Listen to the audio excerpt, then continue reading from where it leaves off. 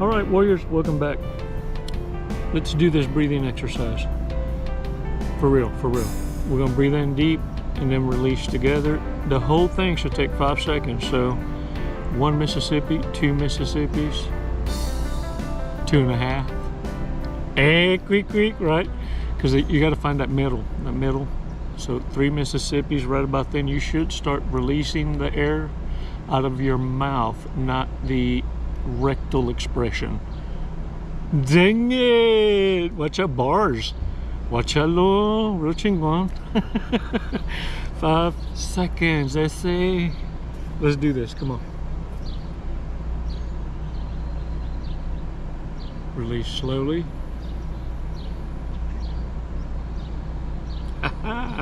Shake that gnar off. Shake the narky off. Shake it off. Shake it off. Look, you ever feel like folks really just be hating on you because you're always right? You see, because that's how narcissists feel. That you're always right. And not to blow air up anyone's ass that carries themselves in this way, but what narcissists fail to realize, sociopaths, psychopaths do get it. They laugh. Because look, to them, even narcissists and borderlines are a pain in the ass. Because they give the game away. Put it this way, most of y'all would have never fucking woke up had the narcissist not done such a sloppy ass job on the discard and opening your eyes and connecting dots so quick, because they don't know how to walk away and let you believe you're winning when you're losing, and they end up flipping the script on themselves. Yeah. See, what happens most of the time, the reason why you're right, and psychopaths, sociopaths understand this because they're a quick study, is you only speak what you fucking know. There's no trick to it. You just speak what you fucking know. And then get this. What makes you so awesome is you embrace when you're wrong. When you're corrected, you take that with the same energy and enthusiasm when you spoke it from a naive tongue, because the beauty and love is shown between two with a hard truth, because you are cared enough to be corrected and realigned in your own path. That can only come from an authentic tongue, because we know how to garnish a turd eloquently, and it makes your bond whole. Even more so, you're able to defend each other's honor when no one's looking. Among great friends is later to be heard. Great stories of how battles were won in your absence without you ever knowing. That's what you're missing out on, dealing with these narcissists. And look, before we forget, subscriptions. Come on now. You're gonna forget later. And I know you mean well, but look, short bus riders, by design, they're always gonna move the goalpost, because they don't get it. They'll never get it. And they hate on you because you do get it. There ain't shit you're gonna be able to do to shake them up. No, that happened way before you came in the picture. Yeah, that whatever you might want to call it, parenting, neglect, lack of parenting, too much parenting, fuck, who the hell knows. But let me tell you what makes you the arch enemy of a narcissist, especially those of you with siblings and you're the scapegoat. You see, you're proof that had they done it right, they'd have been in your shoes. That's a different kind of hate, man. That's why it's so important. Don't you go ignoring the obvious. That wasn't a one-time thing. You just caught them that one time. They got many other failed attempts. Soon as you get some alone time and them dots connect, I need you to be in a safe place. You know, ever since I become an amateur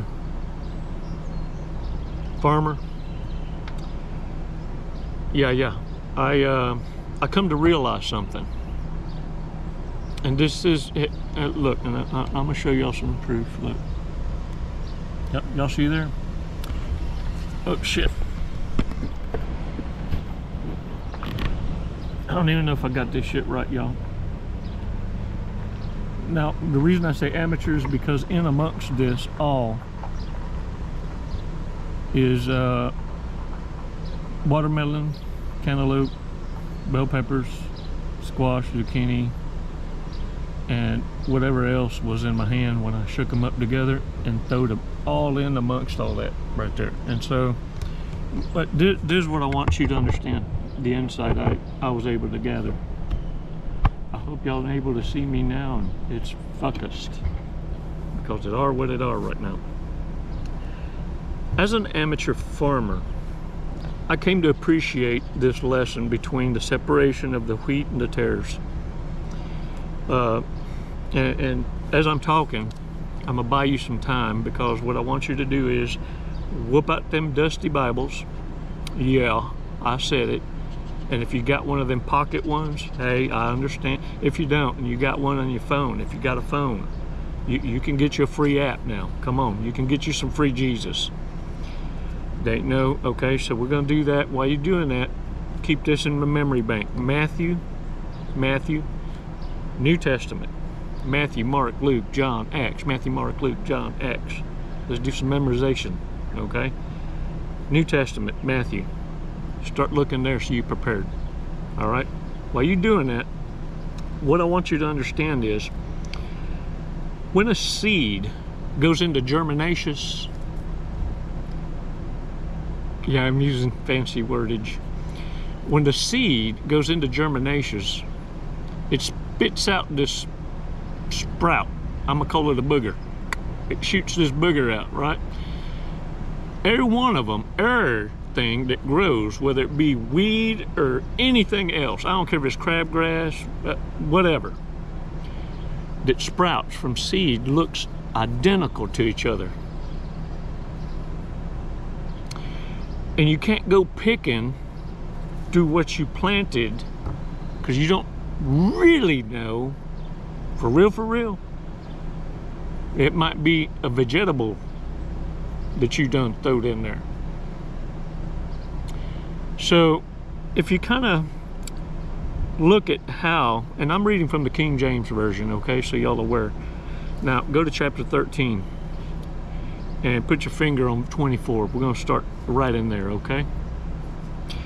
This parable, and I love how the greatest teachers and prophets and Yeshua taught in parables, because parables have so many great lessons in so many different angles, but all of them true to the message, but so divinely, let's say, non-threatening, that biblical narcissistic scholars of those times found it did not be a threat and didn't delete them and omit them like the other 80+ books of the Bible that they felt would, which is not intelligent enough, and it send us into panic mode to know the true history. And so what happens is,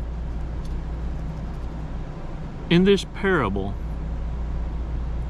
Yeshua teaches the wheat and the tares looking alike. As an amateur farmer and half a green thumb, okay? Let's start in verse 24. Matthew chapter 13, verse 24. And then I'm gonna skip around.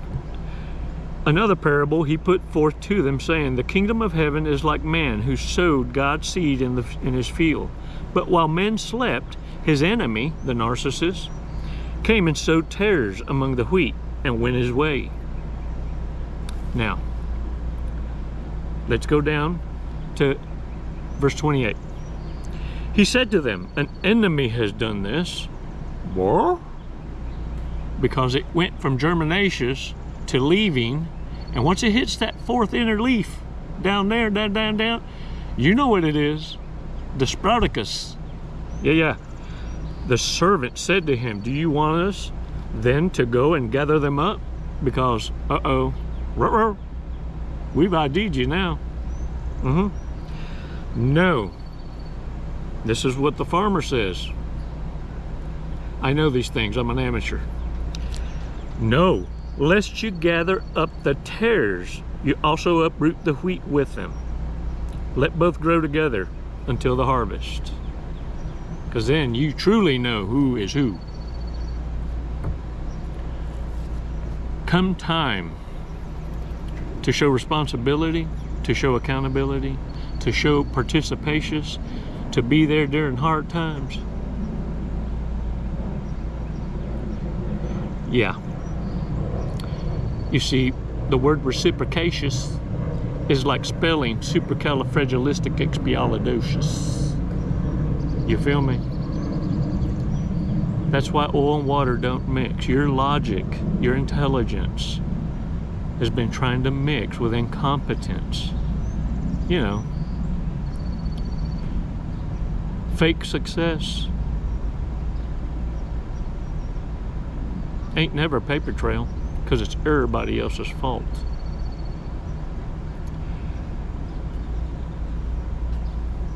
Warriors,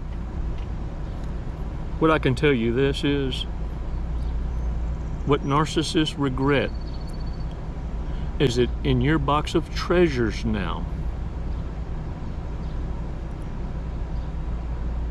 you're adding badass experiences, what you've been missing out on. What they fear most is you're going to help each other out. And you're going to be the voice of reason. You're going to find ways to serve it up in beautiful parables, like the greatest teachers of old, so that the message is non-threatening even to the narcissists who try to hide it. And when the time is right, that seed that's planted in you will see the message, the divine one. You now see dead people, the tares. Hold the line. You ain't nobody's bitch.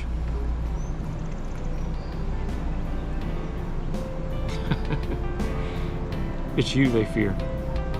It's never goodbye, warriors. It's always until next time. Les mando besos y abrazos. And thanks so much for your support.